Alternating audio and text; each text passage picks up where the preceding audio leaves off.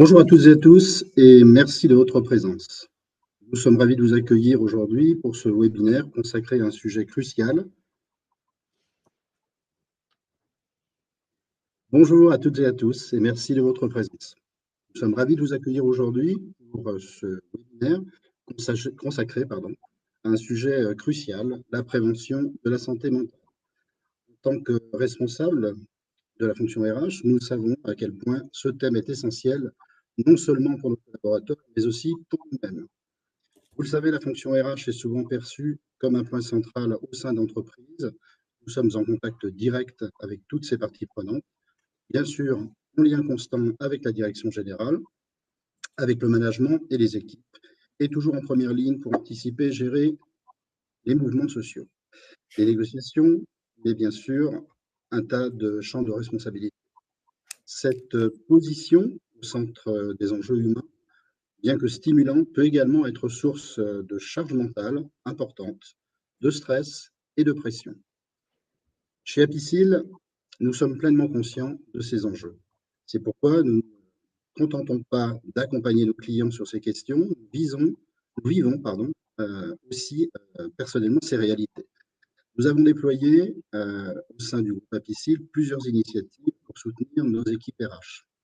De nombreux programmes et dispositifs dédiés au bien-être et à la qualité de vie et aux conditions de travail pour gérer notamment les situations de stress avec des programmes managériaux fédérateurs axés sur le développement personnel, des sessions de coaching individualisées, un soutien et une écoute importante de notre équipe socio-médicale et enfin des dispositifs encourageant l'activité sportive.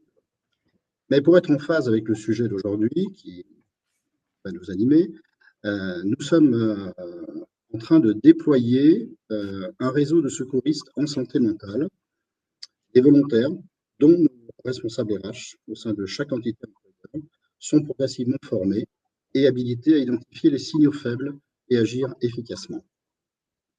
À travers ce webinaire, nous souhaitons partager notre expertise et renforcer ce lien qui nous unit en tant que professionnels confrontés à des défis similaires.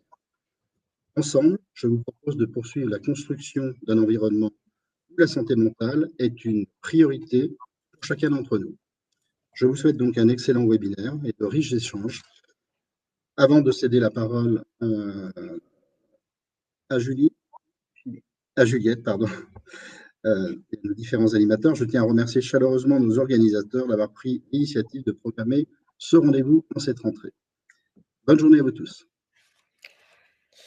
Merci, merci beaucoup Frédéric. J'ai la joie de prendre la suite. Petit rappel, l'atelier est enregistré. Ainsi, si vous avez d'autres collègues qui souhaitent le voir en replay, ce sera possible. Je suis aujourd'hui avec Lucie et donc nous allons vous parler de comment prendre soin de soi.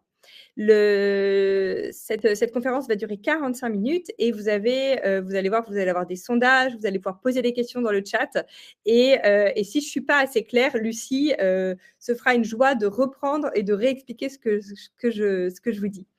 Donc, je suis Juliette, psychologue clinicienne et donc j'ai créé Pepsi, qui est une entreprise qui œuvre pour améliorer la santé mentale des collaborateurs et on travaille en lien étroit avec les RH et donc rapidement, on s'est rendu compte que s'il y avait bien des personnes qui s'oubliaient, c'était les RH et donc c'est vraiment pour ça que Apicil a voulu proposer ce webinaire sur un sujet qui est ultra important, sur comment prendre soin de vous. Vous connaissez sans doute cette expression. On dit qu'il faut, comme dans les avions, mettre le masque d'oxygène pour soi avant de le mettre pour les autres. Et en tant que RH, c'est quelque chose souvent qui est oublié et on pense aux autres avant de penser à soi. Et donc, on va regarder un peu le pourquoi ça se passe comme ça, pourquoi on fait ça et surtout, en fait, comment on peut faire pour nous mettre le masque d'oxygène pour nous et pour pouvoir davantage prendre soin de nous en tant que RH. Alors, pour commencer, en ce lundi matin, 2e semaine de la rentrée, je vais vous demander quelle est votre météo intérieure. C'est une question souvent qu'on oublie de se poser et qui est crucial, en fait, quand on veut commencer à prendre soin de soi. C'est de se dire, en fait, moi, comment je vais?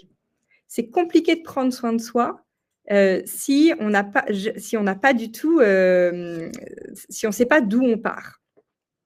Donc, est-ce qu'aujourd'hui, en ce lundi matin, chez nous, c'est brumeux? Peut-être que chez vous, il fait encore beau, à l'extérieur. Mais en tout cas, quelle que soit la météo extérieure, comment ma météo intérieure? Comment moi je vais ce matin? Est-ce que c'est grand soleil, j'ai la pêche, la patate? Est-ce qu'il y a du soleil, mais il y a quand même une ombre? Parce qu'il y a des choses que je vais appréhender cette semaine qui ne sont pas très faciles.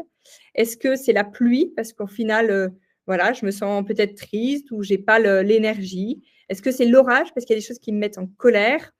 Est-ce que c'est l'arc-en-ciel? Tout est un peu mélangé. C'est comment? C'est chaud, c'est froid. Voilà, et c'est cette météo intérieure qu'il est vraiment hyper important de faire, en fait, chaque matin, quand on se lève, de se dire, en fait, comment ça va? Et une fois que je vais pouvoir identifier le comment ça va, là, je vais être davantage capable de pouvoir me dire, OK, qu'est-ce que je vais mettre en place, pour mieux, vivre cette journée, pour davantage prendre soin de moi? On vous invite à répondre au sondage qui est en ligne, pour nous donner un petit peu votre météo intérieure. Vous le trouverez sur votre droite de l'écran. Vous voyez un petit picto avec un petit bloc-notes. Et ici, vous avez un sondage en ligne pour votre météo intérieure. Alors, on a un petit peu comme le temps par chez nous, nuageux en majorité, Juliette. OK, il n'y a pas de grand soleil. Si, un petit peu. Un petit peu de grand soleil. Ça arrive. De l'arc-en-ciel, du pluvieux. OK. On n'a pas d'orage, on n'a pas de tempête. OK. Une fois qu'on fait cet exercice, c'est intéressant de se dire, OK, où est-ce que moi j'en suis? Mais c'est surtout, qu'est-ce que je vais en faire? Et je voudrais, après, on va vraiment plonger dans le sujet et commencer peut-être par cette petite indication. C'est que, notamment quand c'est nuageux ou quand c'est orageux dans notre vie, on a tendance à voir ce qui fonctionne mal. Et donc, c'est ce qu'on appelle le biais de négativité. Donc là, c'est une petite vidéo imagée qui montre qu'en fait, la plupart du temps, on a des lunettes qui déforment la réalité. Et c'est simplement parce que nous, en tant qu'êtres humains, ça fait partie de notre fonctionnement humain. C'est que quand on regarde notre journée, on va avoir davantage de choses qui se sont mal passées que de choses qui se sont bien passées. On fait davantage attention à ce qui ne fonctionne pas bien. Et donc, notamment, pour tous ceux pour qui c'est nuageux, je vais vous proposer, et pour tout le monde, c'est un exercice hyper important pour rééquilibrer. Quand on va faire l'exercice, l'idée n'est pas de voir la vie tout en rose, que tout soit parfait, mais c'est vraiment de se dire, en fait, mon cerveau est fait pour que je vois davantage ce qui fonctionne mal pour pouvoir réagir que ce qui fonctionne bien. Donc là, on va aller rééquilibrer, en fait, tout simplement, ce qui se passe dans ces lunettes pour que les lunettes reflètent davantage la réalité qu'une réalité qui va être déformée. Surtout, si ce que je dis n'est pas clair, vraiment, dans le chat, vous pouvez poser des questions et Lucie va pouvoir ensuite me les reformuler pour que je puisse vous réexpliquer ce qui n'a pas été assez clair.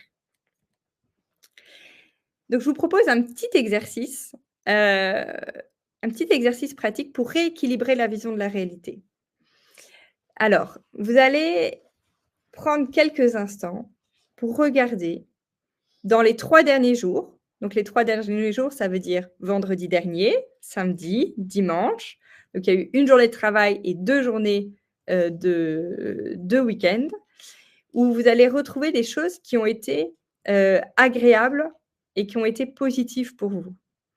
Donc, ça peut être un collègue vendredi dernier qui vous a donné un coup de main alors que vous étiez en coup de bourre avant le week-end, un moment où vous avez ri, que ce soit en famille ou au travail, un livre que vous avez commencé, un café qui vous a été apporté au bureau par un autre collègue qui a vu que là, vous aviez un petit coup de mou et qu'il fallait vous rebooster. La météo, alors je ne sais pas trop, par chez nous, la météo, ce n'est pas un truc qui a été positif dans les derniers jours, mais là où vous êtes, ça peut l'être.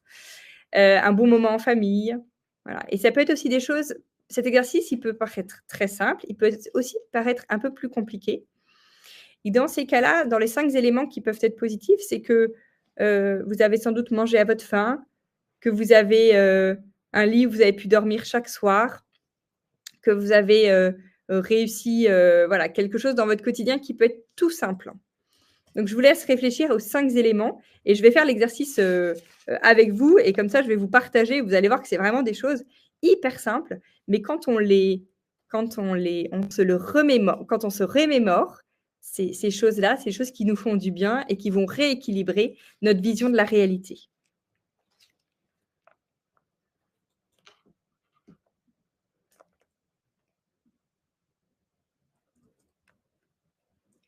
Vous pouvez, donc dans le chat, dans le sondage, vous avez le petit sondage justement de ces choses positives. Et puis, si ce n'est pas dedans, vous pouvez aussi partager avec nous des choses positives de ces 3 derniers jours dans le chat. Si, voilà, si vous êtes plutôt dans le autre, comme certains d'entre vous, n'hésitez pas à le partager. Alors, un moment de solidarité, en effet, ça c'est un moment positif sur lequel c'est toujours bon d'en éprouver de la gratitude. Alors, on peut donner qu'une réponse. Alors, est-ce normal au sondage? Alors, bon. Ce qui compte, c'est vraiment que vous le fassiez pour vous. Et là, dans le sondage, vous pouvez en donner effectivement un. Moi, dans ce que j'ai mis, par exemple, ça y est, c'est la saison des murs. Et à la maison, les enfants ont rapporté des murs et ils m'ont tous donné leurs plus grosses murs. Donc, j'ai trouvé que c'était voilà, et elles étaient très bonnes. Ça, c'est un moment qui est tout simple, mais en fait, je peux très vite l'oublier. Et quand je me le remémore, eh ben, ça refait monter des émotions qui sont positives, des émotions de gratitude, et ma journée, qui était pour ma part du soleil avec pas mal de nuages, et ben là, en fait, je sens que ça s'éclaircit. Alors, ce qu'on a dans le chat, on a une bonne soirée entre amis, une partie de cartes avec les enfants, des collègues bienveillants, un moment de rire, un moment en famille, un bon bouquin, j'ai un lit, un projet réussi. Donc ça, c'est des choses qui sont partagées par nos participants. Merci beaucoup. Ce petit exercice-là, c'est un exercice qu'on appelle de gratitude et que vous pouvez faire, vous pouvez le faire le matin comme on le fait là, quand vous sentez que en fait, c'est un peu nuageux ou que c'est un peu explosif ou que bon, là, vous auriez mieux préféré rester dans votre lit. C'est le moment de faire cet exercice-là.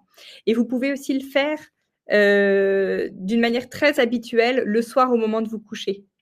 Parce que le soir, souvent, on a tendance à regarder tout ce qui n'a pas bien fonctionné plutôt que ce qui était bon. Et donc, en fait, notre cerveau, il sélectionne vraiment ce qui fonctionne moins bien. Et donc, il faut réussir à rééquilibrer ces fameuses lunettes qui déforment la réalité. Et donc, il a été prouvé scientifiquement, au bout de plusieurs semaines où on pratique ces exercices de gratitude, en le faisant vraiment en ressentant l'émotion positive. Il ne s'agit pas juste de lister, mais vraiment de ressentir l'émotion positive, qu'il y a une amélioration des émotions et plus d'émotions positives que d'émotions négatives dans notre quotidien. Alors, autre sondage, et puis ensuite, on va vraiment plonger dans ce que je voudrais vous partager. Mais ça me paraît important que vous puissiez voilà, dire en fait comment, en ce moment, vous définiriez vos émotions au travail. Est-ce que vous, en tant que RH, vous vous sentez stimulé? Est-ce que vous vous sentez soutenu? Est-ce que vous vous sentez frustré, confiante ou confiant, épuisé, enthousiaste, isolé, sous pression? Voilà, et que ça, vous puissiez nous le dire. Et à partir de ça, je vais vraiment pouvoir vous donner des pistes concrètes pour prendre soin de vous.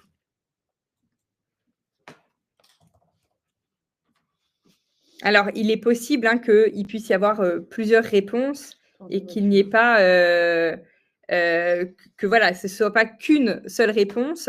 Par contre, dans le sondage, vous pouvez donner qu'une réponse. Donc, je vous invite à donner la réponse qui vous dites, OK, je me sens stimulée et à la fois sous pression. Bon, bah, lequel me définit le plus aujourd'hui? Alors, isolé. Alors, isolé en majorité pour l'instant, pour les réponses qu'on obtient. Frustré. Alors, alors, ça arrive. On va vous laisser le temps de répondre. Donc, en grande majorité, hein, pour la majorité des participants, c'est plutôt isolé. Merci pour vos réponses. Donc, Juliette, la moitié des participants se sentent isolés et puis ensuite épuisés, stimulés. Et arrivent dans les dernières positions, épuisés, soutenus et en tout dernier, frustrés. OK.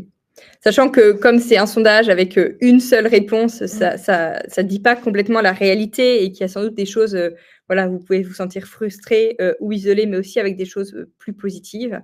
Cependant, ce qui est sûr, c'est que vos réponses reflètent tout à fait les dernières études qui ont été faites sur la santé mentale des RH.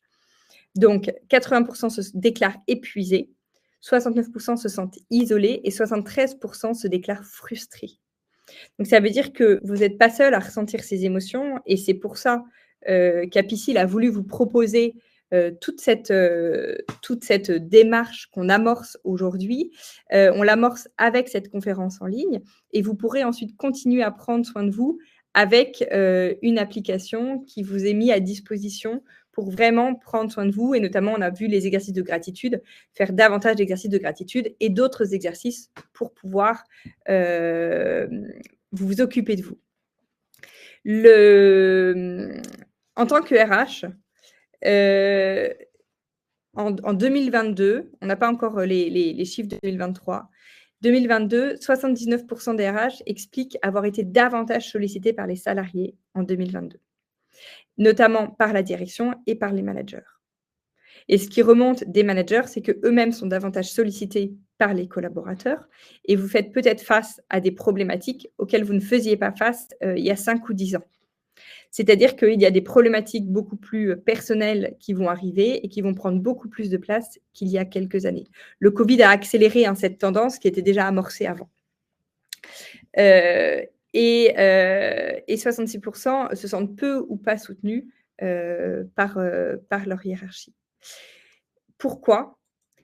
Tout simplement parce qu'en tant que RH, vous avez un métier, vous êtes tourné vers l'autre, mais vous êtes en même temps dans une place qui est particulière et vous avez un sentiment d'isolement qui va être plus élevé. Il y a des RH qui me disent, on a une cantine et à la cantine, en fait, moi, je ne sais pas avec qui aller déjeuner parce que les collaborateurs, en tant que RH, me voient comme si j'étais le bras droit de la direction et que j'allais les malmener. Il y a d'autres RH qui me disent les seuls pairs avec qui je peux parler, qui peuvent comprendre mes problématiques, ce sont d'autres RH que je vais rencontrer dans d'autres lieux comme des clubs RH.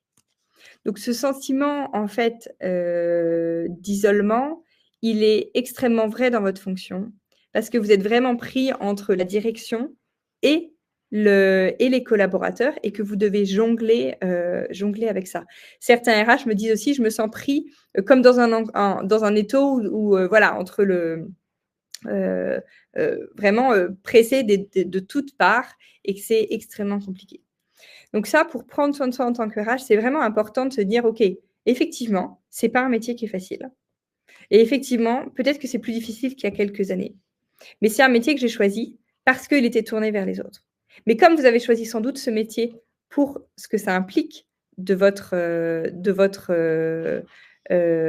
que ça dit, vous, de où vous placez l'humain dans votre vie, c'est aussi un métier où vous allez vous donner davantage et donc c'est hyper important, et c'est ce qu'on fait là, que vous preniez ce temps pour prendre soin de vous et penser à vous. Il faut toujours que vous pensiez à ce masque d'oxygène. Il faut absolument le mettre pour vous avant de le mettre pour les autres. Vous faites partie des métiers plus en risque d'épuisement que d'autres métiers, avec des métiers comme par exemple les soignants. Voilà, vous faites partie de ces métiers à risque où on sait que vous pouvez être plus facilement épuisé. Et donc, c'est pour ça que c'est vraiment important de prendre soin de vous. Alors, je vais vous proposer un petit exercice pratique et c'est vraiment un exercice à faire pour vous. Donc, prenez un papier, un crayon. Vous n'aurez pas besoin de nous les partager, mais je voudrais que vous puissiez prendre en fait conscience des signaux qui vont vous dire qu'il est urgent de vous arrêter et de prendre soin de vous.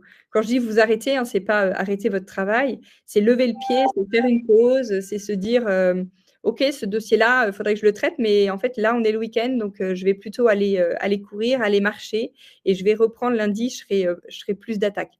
C'est vraiment l'idée de pouvoir lever le pied. On a tous des signaux d'alerte, et là, je vais vous en présenter quelques-uns. Il y en a forcément beaucoup plus que ce que je vais vous présenter, mais ça va vous donner déjà une petite idée. Et vous allez voir que c'est des signaux qui sont ultra simples, et c'est aussi des signaux que vous détecterez chez vos collaborateurs ou que vous pouvez détecter chez vos proches. Ou voilà, vous allez. Mais là, l'exercice que je vous demande, c'est pas de penser aux autres, mais de penser à vous. OK, quels sont moi les signes qui me disent qu'il faut que je m'arrête? Donc là, Juliette, tu vas nous présenter des signaux, donc des signaux d'alerte pour se dire, moi, maintenant, en ce moment, comment je me sens et qu'est-ce qui me fait me dire que je peux aller un peu moins bien. Exactement. Et donc, c'est important de les connaître, ces signaux, parce que dans notre vie, souvent, ils sont à peu près les mêmes. Ils peuvent être plus ou moins forts. Et donc, il faut les connaître pour pouvoir se dire comment je vais agir. Donc, il y a des signaux qui sont davantage du côté de changement d'humeur. Et donc, ça, c'est des alertes. Donc, par exemple, je me mets en colère plus facilement, ou je me sens triste tout d'un coup, sans raison, je dirais, officielle. Je me sens nerveuse. Okay, dès qu'on fait quelque chose, dès que je suis interrompue, je sens que je suis en tension. Ou je me plains régulièrement. Okay, tout me semble compliqué.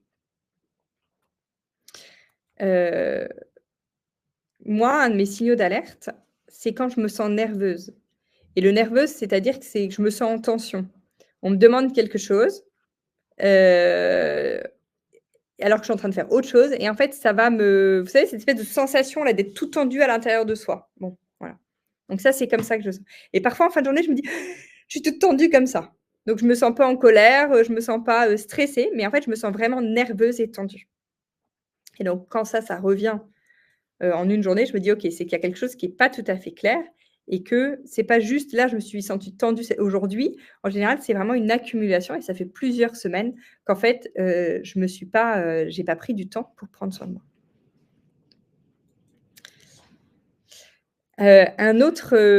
D'autres signaux, ça va être tout ce qui va être lié vraiment à votre travail. C'est que le travail en soi vous prend beaucoup plus d'énergie qu'avant. Donc, ça va être que vous allez être souvent en retard parce que vous allez au dernier moment pour pouvoir monter dans votre voiture ou prendre le bus, prendre le métro pour aller au travail. Que vous allez trouver moins de sens dans votre travail. Vous vous demandez, mais qu'est-ce que je fais là? Vous allez oublier facilement des choses.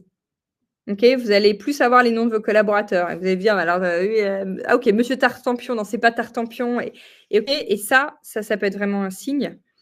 Ou bien d'oublier des rendez-vous. Voilà, ça, c'est un signe d'alerte qui veut dire, OK, là, maintenant, il faut que je lève le pied, il faut que je prenne soin de moi. Et aussi, ce qui va aussi avec les oublis, mais qui n'est pas tout à fait pareil, c'est que vous pouvez avoir plus de mal à vous concentrer.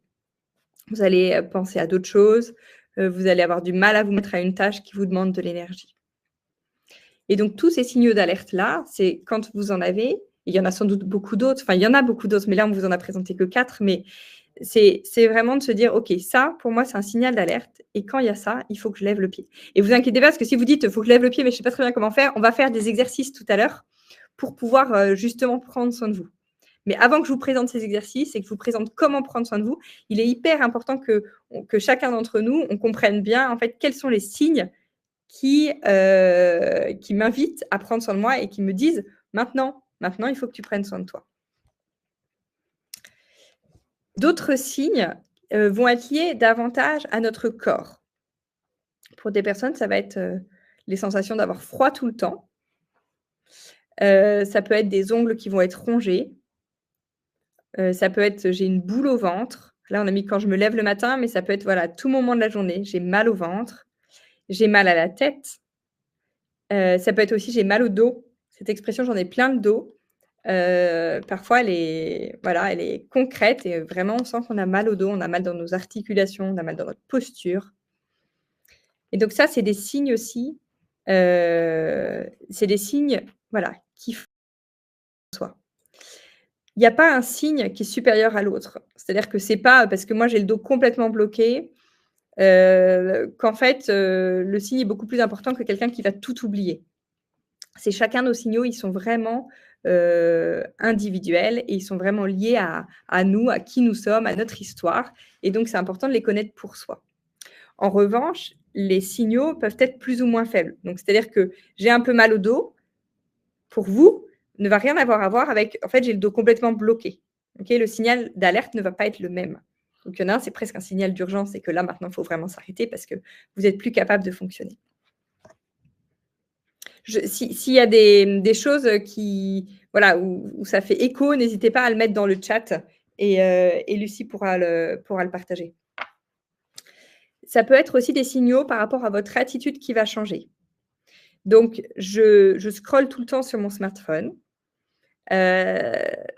Vendredi, j'ai échangé avec une RH qui me dit mais oui, mais je ne vois pas trop quel est le problème de scroller sur son smartphone. Moi, j'aime bien, ça me détend. Le problème, c'est qu'en fait, quand on le fait d'une manière soit automatique, soit en fait pour gérer un stress qu'on n'arrive pas à gérer. Et que donc, en fait, on le fait trop. Et que ça va avoir une conséquence sur notre vie familiale ou sur notre vie de travail ou avec nos collègues. Un autre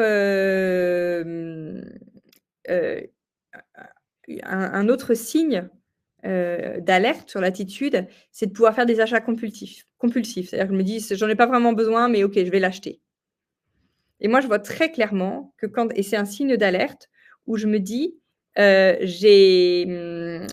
y a plein de choses qui sont un peu compliquées dans ma vie, donc je vais me faciliter la vie en achetant telle et telle chose. Bon, ça ne me facilite pas toujours la vie et parfois, je le renvoie quelques jours après en me disant mais qu'est-ce que j'ai fabriqué à acheter cette espèce de machine magique qui ferait tout à la place dans ma maison et qui, bien sûr, ça ne fonctionne pas. Je peux manger moins équilibré. Ça aussi, c'est pour moi un signe d'alerte. C'est la cuillère de Nutella avant le petit-déj. Okay, c'est une cuillère que je prends en tant que telle. C'est pas une cuillère que j'étale sur une tartine. Et c'est pour moi vraiment un signe d'alerte de, en fait, là, je suis trop tendue. Et donc, il faut que je prenne soin de moi. Et ça peut être aussi, je procrastine. J'arrive pas à avancer sur ce sur quoi je dois avancer. Donc, notez bien, voilà, les signes où ça fait écho. Vous dites, oui, ça c'est et ça c'est moi. Et la densité peut être plus ou moins forte. Donc, il peut y avoir, voilà, vous pouvez vous sentir hyper, vous pouvez vous sentir soit un peu tendu, soit très tendu, soit un petit peu procrastiné, moyennement procrastiné, beaucoup procrastiné. Donc, c'est important d'avoir de sentir que le signe, il peut avoir plus ou moins de force. Un autre signe, c'est qu'on se protège des autres. Alors, j'aime beaucoup Shrek et je trouve que c'est une très bonne image de comment il se protège des autres là dans sa cahute, dans sa mare du bout du monde. Et c'est vraiment ce qu'il faut avoir en tête quand vous vous isolez, c'est attention, je suis en train de faire mon Shrek. Donc, soit en fait, je vais davantage avoir besoin d'être seule, soit je vais être agacée par les autres. J'ai plus envie de me donner à fond. En fait, les projets communs m'intéressent beaucoup moins. Je vais regarder la télé ou je vais regarder une série et en boucle, et non pas parce que je suis pris dans une série que je trouve absolument passionnante, mais parce qu'en fait, ça va m'isoler et ça me protège des autres. Je vous ai parlé des signaux d'alerte. Il y a des signaux qui sont des signaux vraiment d'urgence. Et quand on a ces signaux-là, il est important d'aller demander de l'aide à un professionnel. Donc, un professionnel, c'est-à-dire que c'est son médecin, c'est un psychologue. Et c'est vraiment des signaux qui sont d'urgence.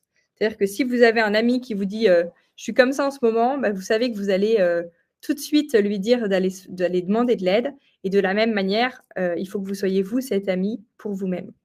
Donc, dans les signaux d'urgence, c'est des crises d'angoisse. Ça peut être de la violence physique. Là, c'est avec une batte, mais la violence physique, c'est pas que ça. Ça peut être de crier très souvent, de donner une claque alors que à un enfant de se mettre en danger ou de mettre en danger les autres, par exemple, en se disant, en fait, c'est tellement difficile que je vais conduire très vite et on verra bien ce qui va se passer. C'est d'avoir des pensées noires. Donc, ça, c'est vraiment pour vous dire que quand vous avez ces signaux-là, voilà, il faut vraiment aller demander de l'aide et que ces signaux d'urgence, vous n'êtes pas tout seul à les avoir et dans sa vie, on peut avoir des moments où on a ces signaux. Ça ne veut pas dire qu'on est moins bien que les autres. Ça ne veut pas dire que ça va être pour toujours. C'est juste que là, aujourd'hui, maintenant, j'ai besoin d'aide. Et c'est OK parce qu'en fait, je suis une personne humaine et on est humain, on a besoin les uns des autres. Alors, là, je vous ai parlé des signaux d'alerte et vous en avez peut-être noté quelques-uns parce que moi, en les parcourant, je me suis dit, tiens, il y a celui-là, celui-là, celui-là et celui-là. Donc, j'espère que je ne suis pas la seule à avoir des signaux d'alerte et que vous aussi, vous en avez. Et ce qui est important, c'est en fait, une fois que vous avez identifié, OK, voilà, ça, c'est les signaux, c'est quelles sont les ressources qui vous protègent et que vous allez pouvoir activer. Donc, les signaux vous disent, OK, là, il y a une difficulté. Et les ressources, elles vont vous protéger de ces difficultés.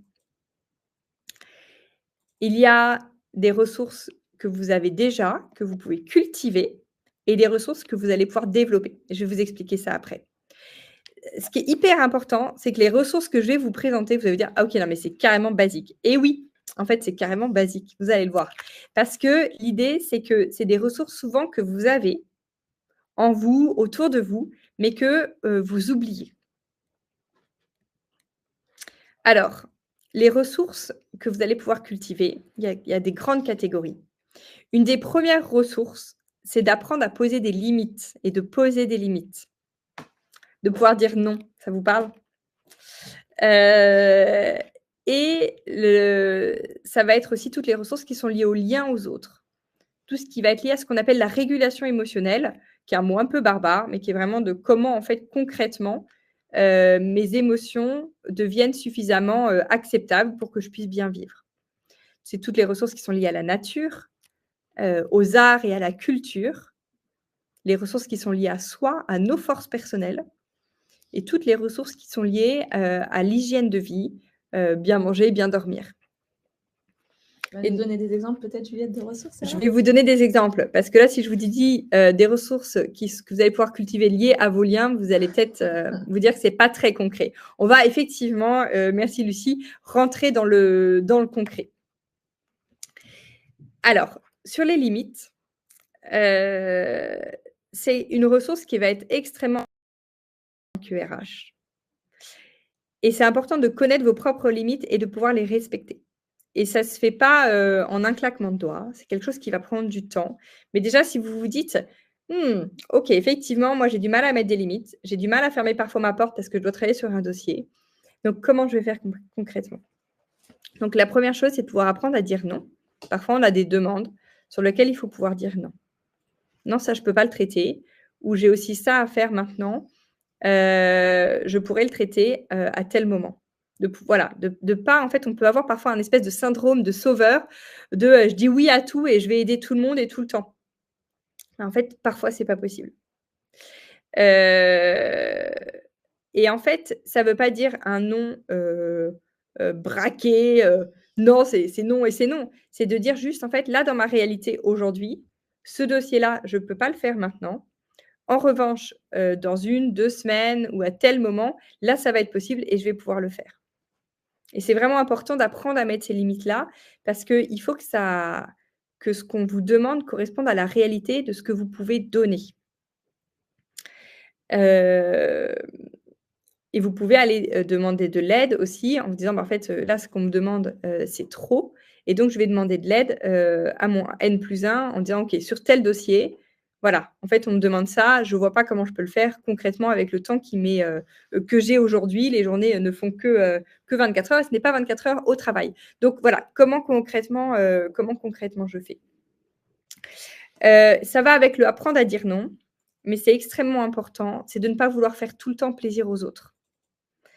Et c'est important dans votre vie professionnelle et dans votre vie personnelle parce qu'en fait, il faut que vous ayez la ressource, que vous soyez suffisamment ressourcé dans votre vie personnelle pour pouvoir donner dans votre vie professionnelle. Et donc, c'est de se dire, OK, en fait, qu'est-ce qui est bon pour moi? Qu'est-ce que j'accepte et qu'est-ce que je n'accepte pas? Donc, c'est vraiment en lien avec l'apprendre à dire non. Et ça va avec se faire tout le temps plaisir aux autres. Il faut que vous puissiez aussi garder du temps dans votre agenda pour gérer les tâches de fond. Alors là, ça paraît extrêmement peu concret, mais concrètement, c'est essentiel. Il faut que vous puissiez mettre du temps dans votre agenda et voir si vous dites, OK, en fait, peut-être qu'il y a telle demi-journée où je peux être en télétravail parce que dans notre société, c'est possible, où je peux m'organiser de telle ou telle façon pour faire des tâches de fond, pour pouvoir, en fait, ne pas que être dans la gestion de l'urgence. Et un autre point sur les limites que j'ai mis là et qui fait vraiment partie des limites, c'est qu'on a une tendance, je vous l'ai dit, vous vous souvenez, à regarder ce qui ne fonctionne pas bien. On a aussi une tendance en tant qu'être humain à se comparer aux autres. Et dans notre société aujourd'hui, avec les réseaux sociaux, on se compare sans cesse aux autres. Que ce soit sur Instagram, sur LinkedIn, sur TikTok ou sur tous les autres réseaux. Hein, WhatsApp, je ne l'ai pas mis. Vous savez, les fameux groupes, que ce soit les groupes de parents, ça peut même être des groupes aussi professionnels, ça peut être des groupes familiaux. En fait, on envoie des photos, on envoie des trucs, et en fait, on se compare sans cesse. Et donc ça, c'est vraiment hyper important de l'avoir en tête. Que chacun, quand il met sur les réseaux, ne met que la meilleure version de soi-même, voire transforme la réalité pour correspondre aux attentes qui sont sur les réseaux. Donc, c'est vraiment important, si vous sentez que, oui, vous avez cette tendance à vous comparer, que vous réfléchissiez sur, en fait, comment arrêter cette comparaison. Et ça peut être de dire, OK, en fait, je vais aller moins souvent sur les réseaux, ou quand j'y vais, je sais que j'ai un but précis. Mais vous êtes aussi bien que les autres et vous ne faites pas moins bien que les autres, même si c'est ce qu'ont tendance à dire les réseaux. On a parlé de l'hygiène de vie et que vous pouvez soit cultiver, soit développer. Donc, vraiment, en fait, on est là, on parle de santé mentale, mais nous ne sommes pas que pur esprit, et notre santé mentale prend racine dans notre santé aussi physique. On le vit avec notre corps. Et donc, c'est important d'avoir une alimentation saine, de pouvoir bien dormir, parce que, je ne sais pas pour vous, hein, mais moi, quand je manque de sommeil, le matin, je suis assez irritante aussi, il faut le dire. Et donc de dormir suffisamment, ça fait vraiment partie des premières choses quand on veut prendre soin de soi. C'est-à-dire, OK, je vais arrêter de regarder des séries jusqu'à pas d'heure et jusqu'à 1h du matin, et alors que j'ai besoin de 8 ou 10 heures de sommeil, et je vais plutôt prendre soin de mon sommeil. Donc ça peut vraiment faire partie des choses que vous pouvez mettre en place d'une manière très concrète, qui est de vous coucher plus tôt pour pouvoir avoir davantage de sommeil. La question du sommeil, c'est une question hyper complexe, mais ça nécessiterait une conférence en tant que telle, ou plusieurs conférences. Mais ce qui est important, peut-être pour vous donner juste 2 petites pistes, si vous sentez que vous avez un mauvais sommeil, ou que soit vous vous réveillez à 3h du matin, soit vous avez du mal à vous endormir, la première chose, c'est qu'il ne faut pas d'écran. Alors, on dit 1 heure, je trouve qu'il faut plutôt le plus de temps qu'on peut avant de vous coucher. OK, donc vous visez de vous coucher à 22h ou à 23h, arrêtez les écrans à 19h. Et là, vous verrez que votre esprit sera beaucoup plus reposé.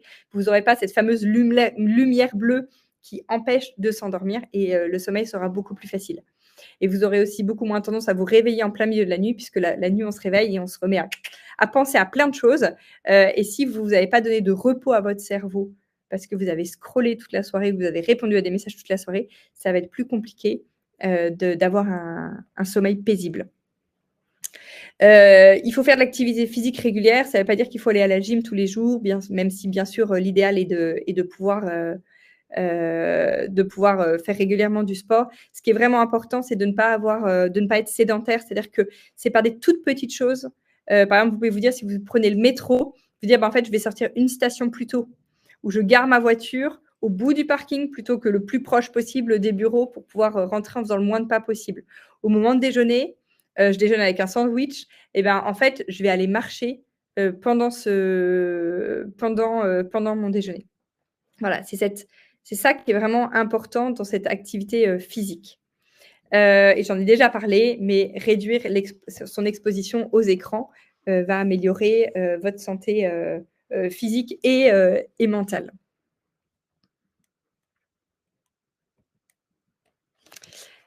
Je vais continuer à vous donner des exemples par rapport à ces ressources. Ces ressources, vous les avez peut-être, donc notez-les en fait au fur et à mesure. Quand je vous parle en disant, OK, en fait, moi j'ai un super sommeil, et bien ça, c'est une ressource. Ou bien, OK, je mange suffisamment bien, j'ai pas de problème digestif, OK, ça, c'est une ressource. Notez ça et notez les autres où vous vous dites, ben en fait, j'aimerais bien que ce soit une ressource, mais ça ne l'est pas encore aujourd'hui. OK? Et ça, vous allez pouvoir développer ces ressources. Il y a des ressources que vous avez, vous allez pouvoir les cultiver et d'autres que vous allez pouvoir développer.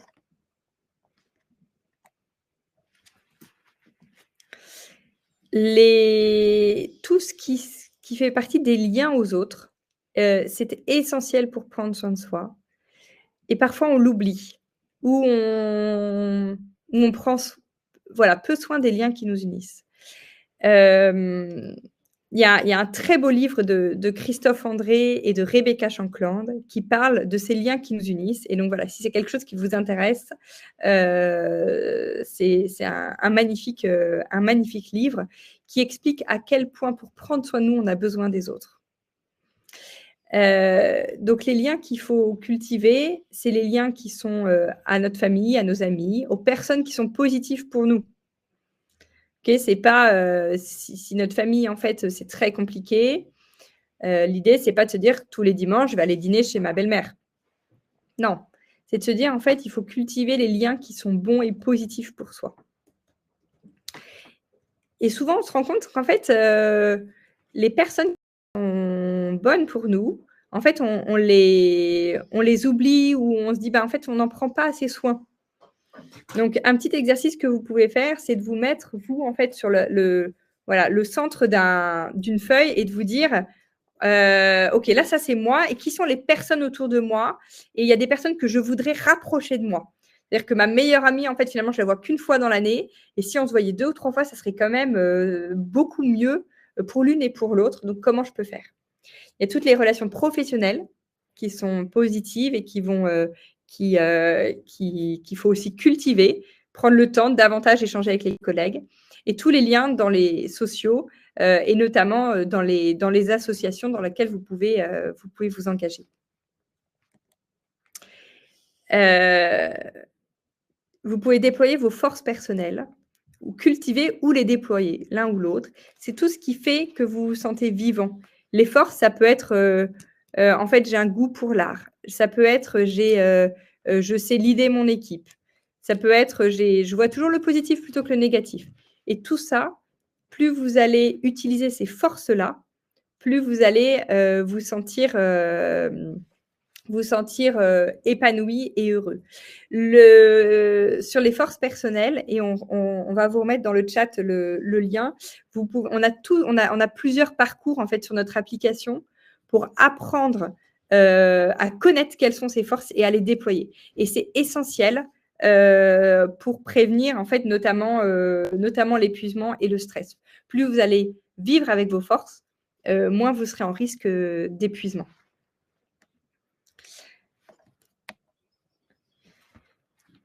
Tout ce qui va être lié à la nature, si vous avez un animal de compagnie, si vous marchez à côté d'une forêt, en fait, il y a beaucoup d'études qui prouvent que les bénéfices pour la santé mentale sont nombreux, que ça va améliorer la santé physique et mentale, ça va augmenter la sensation de bonheur, la créativité.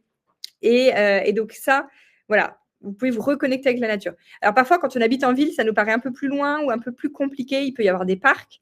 Et ça peut être aussi l'occasion de se dire, OK, en semaine, je ne peux pas. Mais par contre, le week-end, je vais aller prendre ma voiture ou prendre voilà, et puis essayer d'aller marcher en pleine nature. Une autre ressource qui est extrêmement importante, c'est tout ce qui est lié à votre créativité. on a mis connectez-vous avec l'artiste qui est en vous. Vous n'êtes pas forcément Picasso, enfin en tout cas moi je ne le suis pas, mais par contre je vais adorer tout ce qui va être lire, j'adore écrire et donc je le fais à mon niveau et c'est des choses qui vont permettre de prendre soin de soi.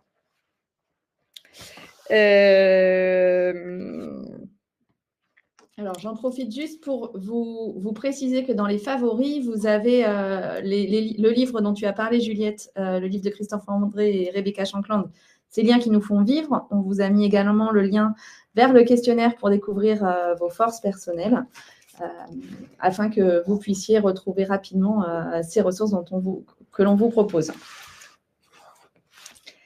Et puis aussi, dans les favoris, vous retrouvez un lien pour vous connecter à l'application Pepsi. On va pouvoir en reparler juste après que Juliette, tu aies terminé sur les ressources. Et si, justement, dans toutes les ressources que tu as pu citer, Juliette, il y en a d'autres que vous voulez nous partager, n'hésitez pas à le partager dans le chat. On a déjà eu le sport que Céline a bien voulu nous partager. Merci, Céline. Et puis là, je vois que j'ai beaucoup parlé. Donc, je vais vous proposer de faire des exercices, notamment pour apprendre à réguler vos émotions. Et en fait, plus on va pouvoir avoir des émotions qui sont apaisées, plus on va pouvoir se sentir bien dans nos baskets et pouvoir faire ce qu'on a à faire dans notre vie, vivre, travailler et donner notre meilleure contribution au monde. Alors, je vais vous donner 2 exercices que vous retrouverez sur l'application. Les exercices que je vous donne, vous allez voir, il y en a certains qui vous allez dire « Ah, mais celui-là, il est génial, je l'adore. Ah, celui-là, je sais pas, j'ai pas trop accroché. » En fait, c'est normal et c'est pour ça qu'on vous en propose 2. Et vous verrez sur l'application, on en a des centaines pour que chacun puisse vraiment apprendre qui vont l'aider soi. Donc, le pompage des épaules. Je vais vous le proposer maintenant. Vous allez voir, c'est un exercice qui prend 1 minute. C'est un exercice que vous pouvez faire au moment où vous sentez, vous avez besoin de prendre une petite pause. Mais ça peut être juste avant de vous mettre au travail, ça peut être au moment avant un rendez-vous. Voilà, c'est un exercice qui vous permet de vous recentrer et que votre corps se relâche. Donc là, Juliette nous invite à faire l'exercice avec toi. Oui. Donc, je vais vous le dire et Lucie vous verrez Lucie qui va le faire en même temps que je vous donne cet exercice. Donc, vous prenez une grande inspiration, vous fermez vos poings, que vous remontez et vous les remontez avec vos épaules et vous retenez l'air. Et maintenant, vous faites tout en retenant l'air, vous faites un mouvement de haut en bas dans vos épaules. Et ce mouvement, il peut être rapide, il peut être lent, ça dépend vraiment de chacun. C'est à votre rythme. Et puis, vous allez souffler et relâcher tout jusqu'au bout de vos doigts. On le refait. Vous inspirez, vous fermez les poings, vous retenez l'air et vous faites un mouvement d'épaule haut vers le bas à votre vitesse, selon vous ce que vous avez besoin. Et puis, vous soufflez, vous relâchez tout jusqu'au bout de vos doigts. Ok, on le refait une dernière fois. Vous inspirez, vous fermez les poings, vous remontez vos épaules et vous faites des mouvements de vos épaules de haut en bas à votre rythme. Et puis vous soufflez, vous détendez tout votre corps en relâchant vos doigts. Ok. N'hésitez pas à partager ce que vous ressentez en ayant fait cet exercice. Moi, ça m'a permis de détendre mes omoplates, mon dos, mes épaules. Donc, si vous voulez partager avec nous ce que vous avez ressenti, n'hésitez pas. C'est ce petit moment qu'on s'accorde, puisque c'est aussi ça, prendre soin de soi, c'est faire quelques petites pauses dans la journée. Alors, des très longues pauses parce que ce n'est pas toujours possible dans nos agendas, mais une petite pause d'1 minute juste pour se recentrer, prendre le temps de souffler un petit peu. Cet exercice du pompage des épaules est facile à réaliser, vous le retrouverez sur l'application. Et n'hésitez pas à le reproduire si vous avez apprécié. Ce que je vous ai montré là, de détecter ces signaux faibles, ces signaux d'alerte, de mettre en place des ressources pour se protéger, et tout en diminuant aussi les causes de notre stress, c'est vraiment ça qui va nous permettre de prendre soin de notre santé mentale. Et la santé mentale, elle fait vraiment partie, et je l'ai déjà dit, mais là, je vous le remets pour que vous l'ayez bien en tête, intégrante de la santé. Ça veut dire qu'il n'y a pas de santé sans santé mentale. Et la santé globale, c'est la santé physique et la santé mentale. Donc, c'est vraiment essentiel que vous preniez soin de vous, que vous preniez soin de votre santé mentale. Et vous prendrez aussi par ce biais-là soin de votre santé physique. Je vais vous proposer un autre exercice qui est le scan corporel. Donc ça, c'est un exercice, je me souviens très bien, la première fois que je l'ai expérimenté, c'était à l'école. Une maîtresse qui n'en pouvait plus parce qu'on était tous surexcités. Et donc, c'est un exercice qu'ensuite j'ai appris, voilà, une fois que je suis devenue psychologue, qui est extrêmement puissant et qui permet vraiment de pouvoir se relâcher dans son corps. Mais c'est comme pour les épaules, ça se trouve, ça va vous parler, ça ne va pas vous parler. Alors, vous prenez, voilà, vous mettez, installez-vous bien confortablement. Sentez comment vous êtes installé. Et puis, vous sentez voilà, que vous inspirez, vous expirez. Vous n'avez rien besoin de forcer. Vous sentez juste votre respiration. Et puis, vous sentez l'ensemble de votre corps, comment vous êtes installé. Puis, vous allez sentir vos pieds, votre pied gauche, votre pied droit.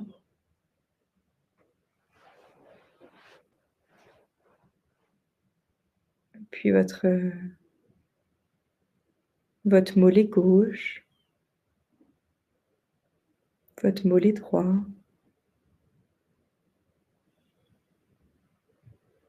Votre genou gauche, votre genou droit,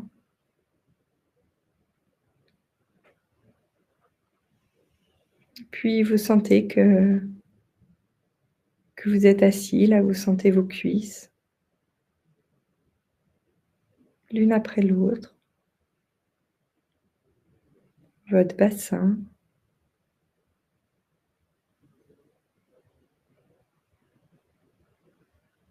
votre dos,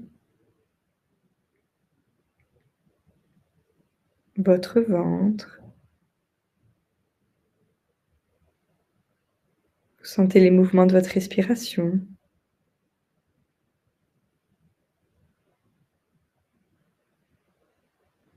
Votre épaule gauche.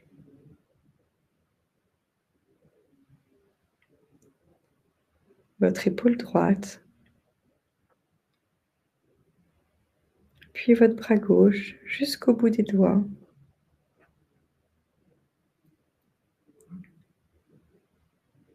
Votre bras droit jusqu'au bout des doigts. Vous pouvez bouger un peu les doigts pour mieux les sentir. Puis votre cou. Votre tête qui est reliée à vos épaules par votre cou. Vous sentez votre visage. Puis chaque partie de votre visage. Votre front. Vos paupières. Vos yeux. Votre nez. Vos joues, vos oreilles.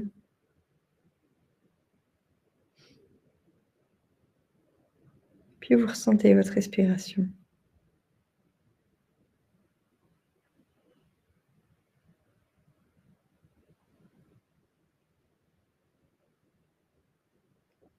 Et tranquillement, vous pouvez rouvrir les yeux et vous connecter à ce qui est autour de vous.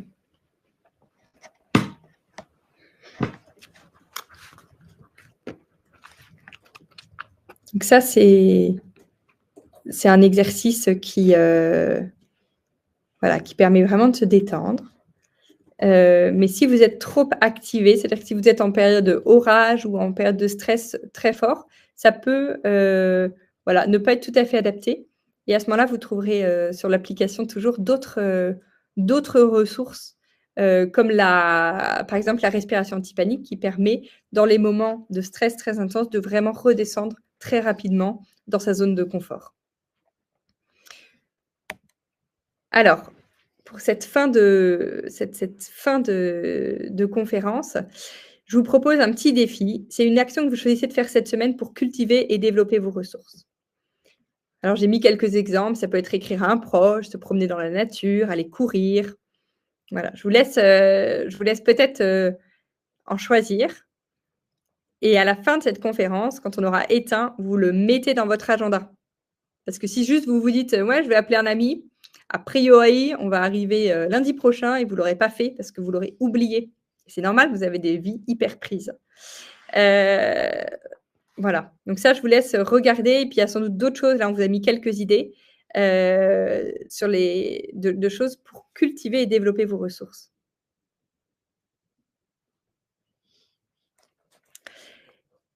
Alors, Apicil vous a mis à disposition cette conférence et elle vous propose aussi de bénéficier gratuitement de l'application Pepsi pour continuer à prendre soin de vous pendant 1 an. C'est une application que je vais vous faire découvrir maintenant avec une petite vidéo, si ça veut bien. Hop, partir. Voilà. Alors. La vidéo dure 1 minute, elle est très courte.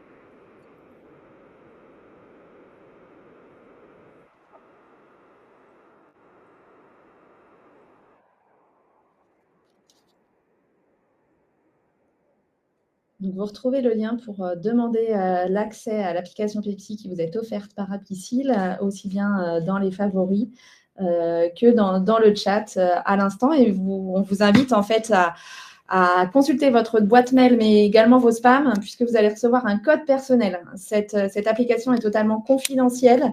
Tout ce que vous ferez sur l'application ne sera connu par personne. Et c'est pour la raison pour laquelle vous obtenez un code personnel. Personne n'a le même code que vous.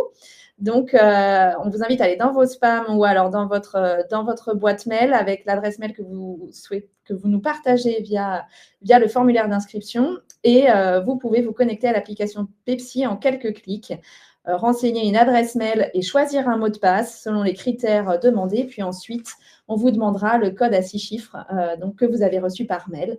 Et après, on vous souhaite de profiter pleinement des contenus qui vous sont offerts. Donc, l'application, pour l'obtenir, il faut vraiment effectivement vous inscrire avec le lien qui est dans le chat. Elle n'est pas, voilà, vous ne recevez pas un code parce que vous êtes inscrit à la conférence. Exactement. On arrive au terme de cette présentation, Juliette. On a pu voir plein de choses. Notamment, moi, ce que je retiens, tu as beaucoup parlé de nos signaux qui nous permettent de nous dire OK, là, je comprends mieux. Parfois, j'ai souvent mal au ventre. Je n'avais pas forcément pris le temps de regarder, prendre un peu de hauteur et de me dire que c'était peut-être des signaux qui faisaient dire que je me sentais moins bien. Et bien, quand on prend ce temps de se demander comment on va et peut-être de se parler comme on parlerait à son meilleur ami, d'être bienveillant avec soi-même, et bien, on s'attache à développer nos ressources et aussi à prendre conscience de ce qui est bien. Ça peut être, en effet, comme tu le disais, d'aller marcher, d'aller faire du sport, de prendre un temps d'échange privilégié avec nos proches.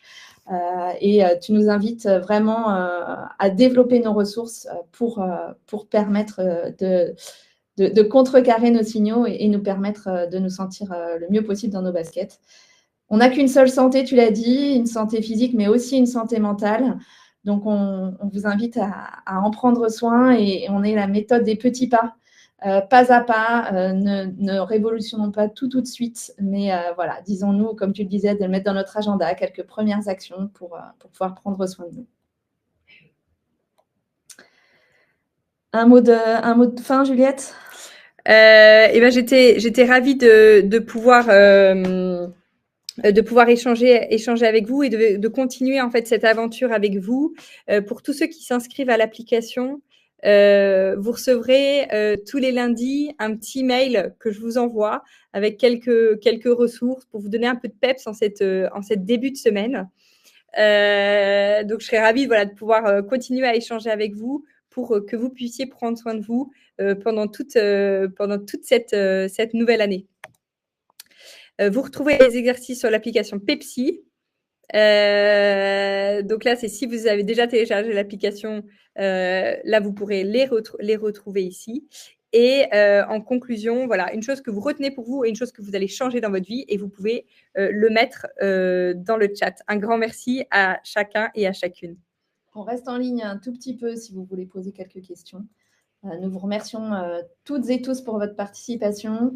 On vous souhaite de prendre soin de vous et on organise vendredi, toujours avec Apicil, un webinaire pour les collaborateurs. Donc, n'hésitez pas à le partager avec vos équipes. Ce sera à midi vendredi pour apprendre à gagner en sérénité et à gérer son stress en cette période de rentrée. Excellente journée à tous, excellente semaine et prenez soin de vous. À très bientôt. Et vous avez, avant de partir, un petit questionnaire à remplir pour voilà, que vous puissiez nous dire ce que vous avez pensé, ce que vous avez retenu de cette conférence. Un grand merci.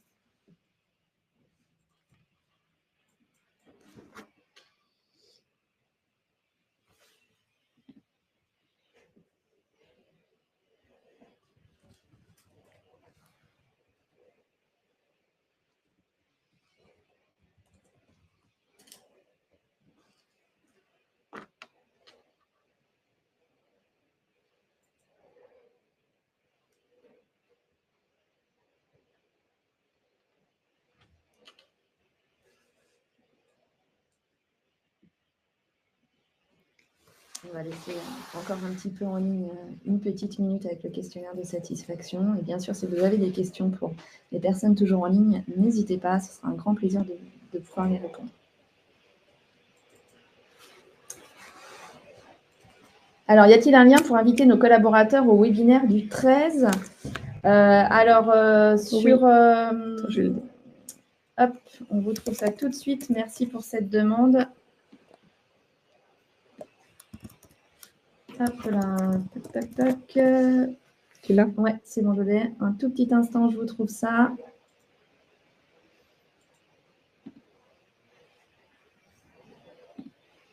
Ah, j'ai un peu d'erreur.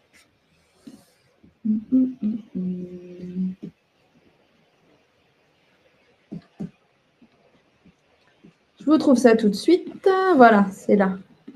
Hop. Le 13 septembre à midi, ça nous portera chance. Le voici dans le chat. Alors, le questionnaire de satisfaction, vous l'avez dans le chat ou en favori. Et également en scannant le QR code que vous avez à l'écran. Est-ce que...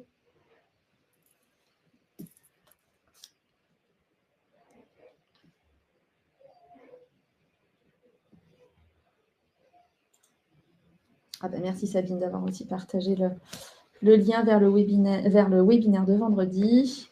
Aude, avez-vous pu avoir accès au questionnaire de satisfaction?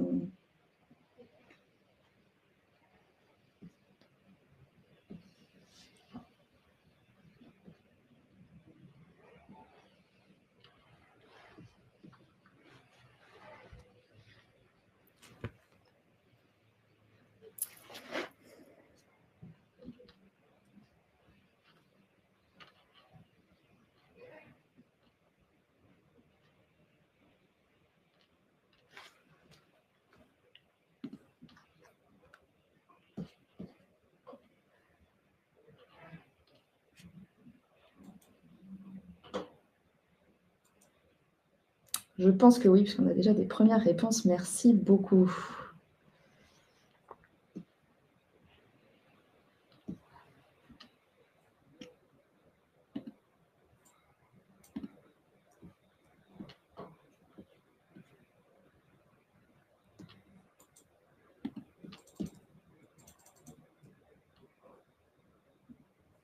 Bon, eh bien, on va mettre fin à ce webinaire. Nous vous remercions et vous souhaitons encore une fois une agréable semaine. Au plaisir de vous retrouver bientôt. Au revoir. Merci pour tout. Au revoir.